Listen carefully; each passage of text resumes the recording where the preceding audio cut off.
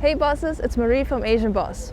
Can you imagine earning money or even making a living just from playing online games? Well, that's actually the reality for many Filipinos who play the crypto-based online game Axie Infinity. Worldwide, Filipinos take up the largest percentage of the overall player base, and it was the most searched game in the Philippines in 2021. So how does this game work, and why is Axie Infinity so popular in the Philippines? What are Filipinos' views on crypto in general? We hit the streets of Manila to find out. We are interested in finding out the perception of crypto among average Filipinos. First of all, how much are you involved with crypto? Like, do you invest in it? No, I only play NFT games but I don't invest in cryptocurrency. Yes, actually, I've been investing in crypto since 2017. Yes, I invest in crypto actually. Can we ask which coin you invest in? Coins, I diversify my assets, so it would vary. One would be Atom, another would be AXS, just to name a few, but there are a lot actually. Why that particular coin? AXS because it's actually part of Axie Infinity. So Atom, it's because I like their project altogether. I really feel like it's the future in terms of coins. What would you say is Filipinos' general attitude toward crypto? Like, is it seen as a popular form of investment or transaction? I think it's seen as a popular investment during these times because lately during this pandemic we lost investments, and now I think Filipinos are looking into this investment type of investment that they can make money to endure the pandemic.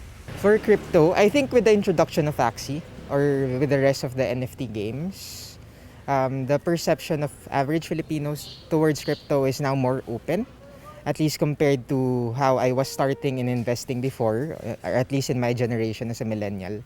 We were mostly focused on stocks and the other bonds, coupons, and the like. But with the introduction of crypto and of course the Web 3.0, I think people are now more open. Have you heard of Axie Infinity? Yes, I play Axie Infinity.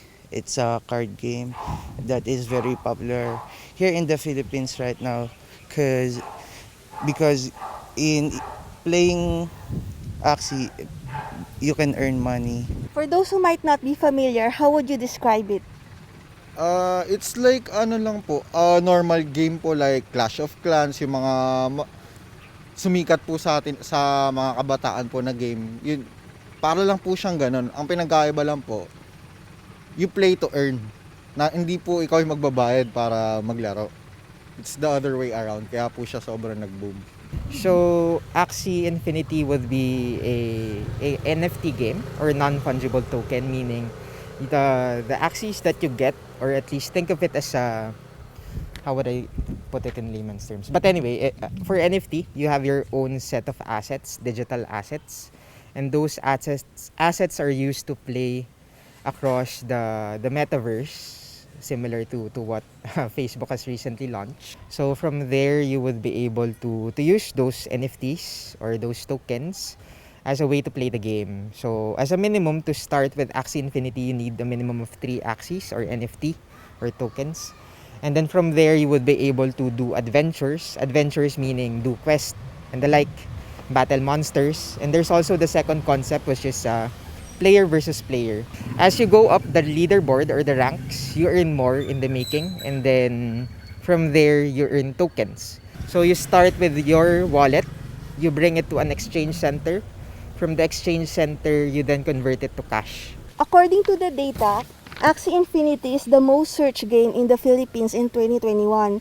Why do you think the game is so popular in the Philippines? I think it's because it's one of the first games that came out that's play to earn. And it was pretty big at that time. You can earn really big money just by playing. May mga nabalitaan ka na or friends mo na kunyari nakapagpundar dahil sa Axie? Yes Or- po, meron po. So ano yung mga napundar nila? Nakabili sila sa sasakyan, motor, ganun. Talaga? Wow. Opo. In how many time yun? Ilang months? Siguro nauna lang sila naglaro sa akin eh. Siguro, yung nag-boom talaga yung Axie, doon sila naglalaro. Malaki yung kinita nila. Yung boom stage na to, kailan tong boom stage na Axie? Around May or June. Last year? Yes po. I watched news about that. It was a 17 to 18-year-old boy was able to buy his own house for million peso. At least he already has a house, but only by playing Axie Infinity. But that's true. I'm not kidding about that. I was amazed by that achievement as well. That one kid was able to buy a house from playing that game. So I think that's one of the major parts as well why Filipinos were hyped about the game.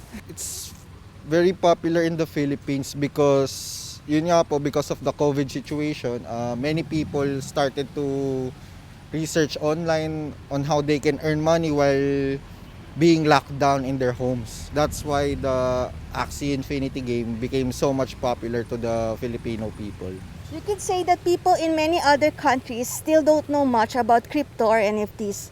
Why is the awareness of crypto or NFTs so high in the Philippines? Is there something about the Filipino culture or regulatory environment? Unlike po kasi sa ibang bansa, ayoko naman po sabihin na yung mga Pilipino madaling mauto. Pero unlike the foreigners po, we Filipinos are more into games. Like po in the Mobile Legends, yung iba-iba po, Dota, kung ano mga cyber games po, mas in po mga Filipino dyan. Lalo na po combined games with money. So it's a recipe for success here in the Philippines.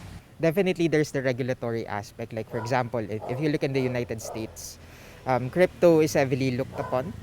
So a lot of regulatory bodies are trying to, of course, enforce their certain policies and compliance regulations around the crypto around crypto in general.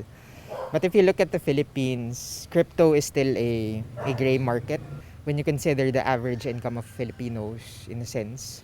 The idea of having extra money wherein you could earn by just playing in a few hours would definitely be an attractive factor for I guess for the common people or for the rest of the Filipinos.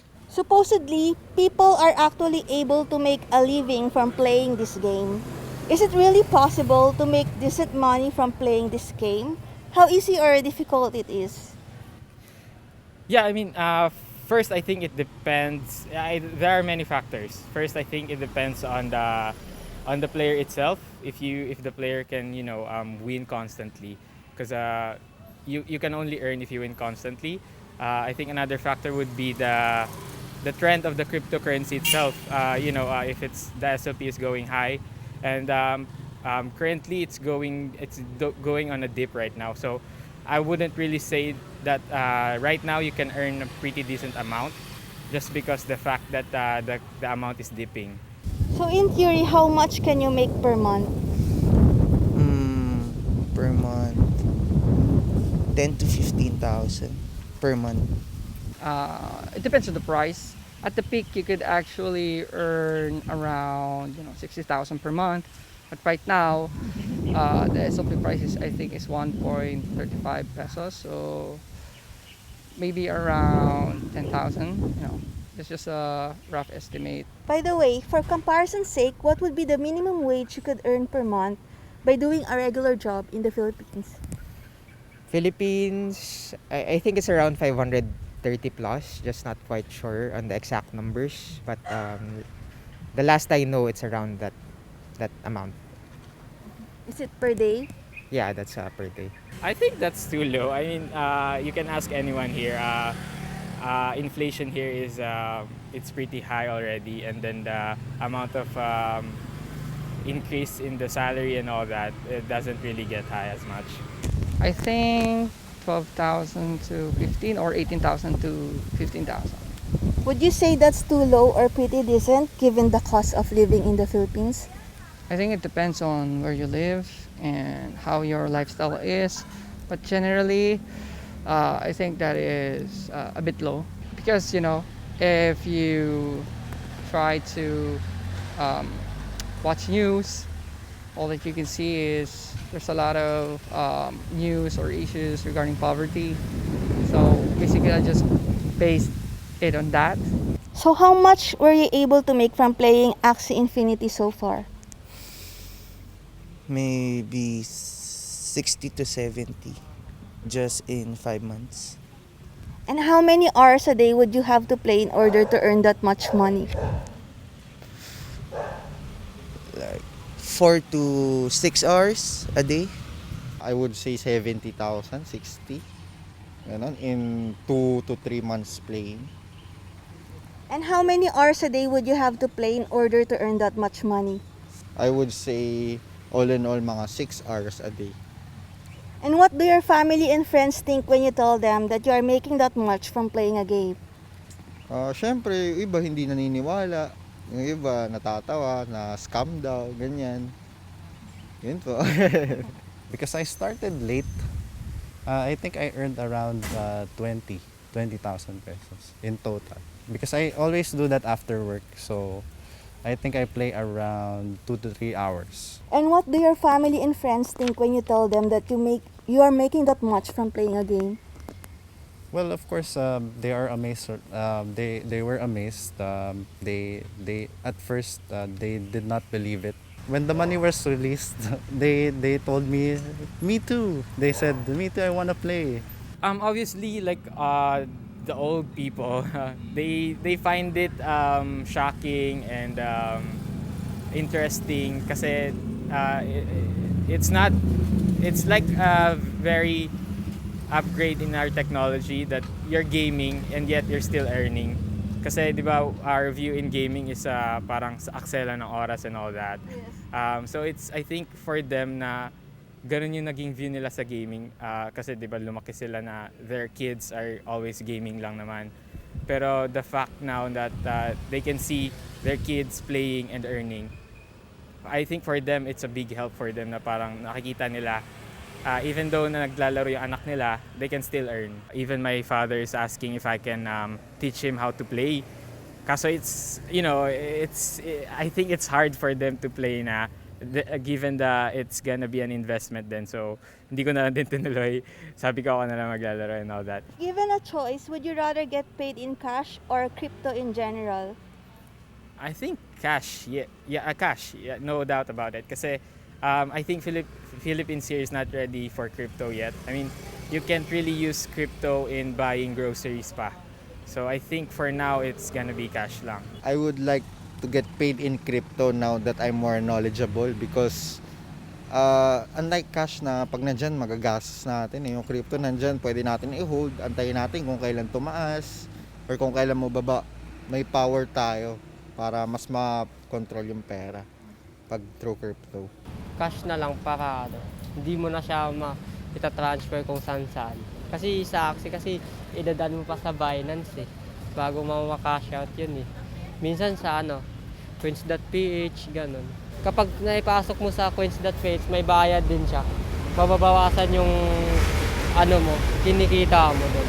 As crypto and NFTs become more mainstream, how do you think this will impact Filipino society? Do you think the impact would be mostly positive or negative? Maybe positive. Kasi po,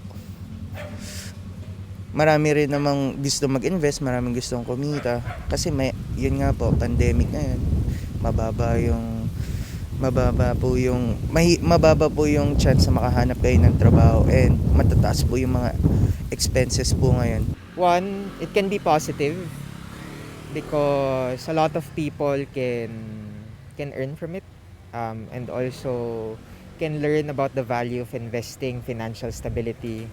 But that's also where it can be a bad thing because usually there's a concept in investing that invest only what you can afford to lose. So a lot of people might be enticed with the idea of earning big time or big money. But the catch there, what happens if you approach the bear market period? So your investments, if you did not pull it out in time, then it means that you lose big amount of money. I think every investment can be positive as long as you do your right research. And then at the same time, if you really try to learn how to before you go into deeply into the situation, right? So positive but also risky at the same time.